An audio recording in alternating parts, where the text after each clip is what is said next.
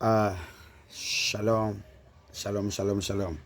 Guys, my viewers wangu wote, jina la Bwana lipewe sifa.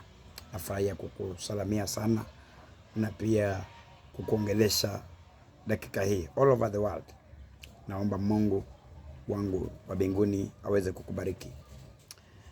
Ni tangazo fupi kwamba Jumapili hii ninakaribisha watu, wewe ukiwa mmoja wao. Nakaribisha watu, wewe ukiwa mmoja wao.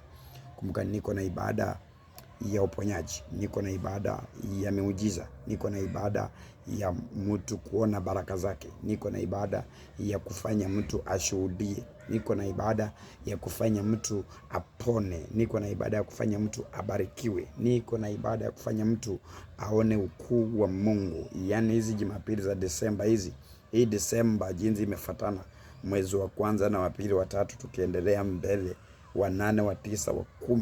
Yaani hizo ibada zote nimejipanga kukuhubiria, kukufundisha na kukuelimisha vizuri zaidi. Na atakaye kuja akiwa mgonjwa ama utakaye niletea mtu akiwa mgonjwa, ukweli ni kwamba atapona na atafunguliwa. Maana maandiko yanasema Yesu aliwaponya wengi, Yesu aliwaokoa wengi, Yesu aliwatetea wengi, Yesu aliwafungua wengi. Naomba mtazamaji wangu nikukaribishe, njoo nikufungue kutoka kwa magonjwa, njoo nikufungue kutoka kwa mashetani, njoo nikufungue kutoka kwa aibu, njoo nikufungue kutoka kwa mateso, njoo nikufungue kutoka kwa umaskini, njoo nikufungue kutoka kwa hali hizo ambazo unapitia za ndoto mbaya, njoo nikufungue kwa hizo hali ambazo unapitia za damu yako kumwagika mara kwa mara, njoo nikufungue mtazamaji wangu kwa hizo hali zako ambazo mtoto umemzungusha apone na haponi. Njoo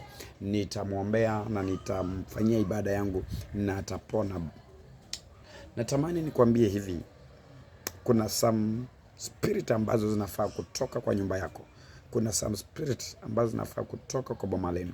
Kuna some spirit zinafaa kutoka kwa kazi yako na kwa maisha yako na kwa biashara zako. Basi niko hapa kuambia kwamba nitatumia maandiko ya Biblia. Nitatumia maandiko ya Biblia, tutaenda jinsi Biblia inasema, na utaona umefunguliwa, na utaona umebarikiwa, na utaona umepona, na utaona mkono wa Mungu wa mbinguni. Mtazamaji wangu, usipange kukosa Jumapili hizi ambazo nimekuandalia. Sasa na Jumapili hii njoo tuombe pamoja. Tutaabudu, tutasifu na nitakunenea unabii wako. Alafu pia vile vile nitakufanyia healing and deliverance. Pia vile vile nitakubariki. Maandiko yanasema kwamba wawekeleeni mikono wabarikiwe. Nitakuwekelea mkono huu, utabarikiwa mtu wa Mungu. My brother, my sister, wherever you are, amini Mungu anaweza, amini Mungu anatosha, amini Mungu anastahili na ako kila pahali. Lakini hapa naye yuko Mungu mwenyewe mkubwa zaidi. Njoo utabarikiwa na utapona. Ungepotea, tumia namba hizo ambazo ziko hapo. Ni WhatsApp zetu za madhabahuni.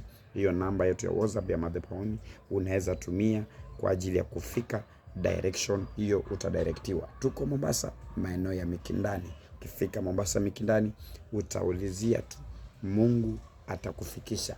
Mungu atakuwezesha, utapona na utafunguliwa. Mungu atakuwezesha, utaona baraka. My God bless you. Usikose kulike, usikose kushare, usikose kusubscribe. Mungu akubariki mtu wa Mungu. I love you so much, madam. I love you so much, sir. And may God bless you. I salute you.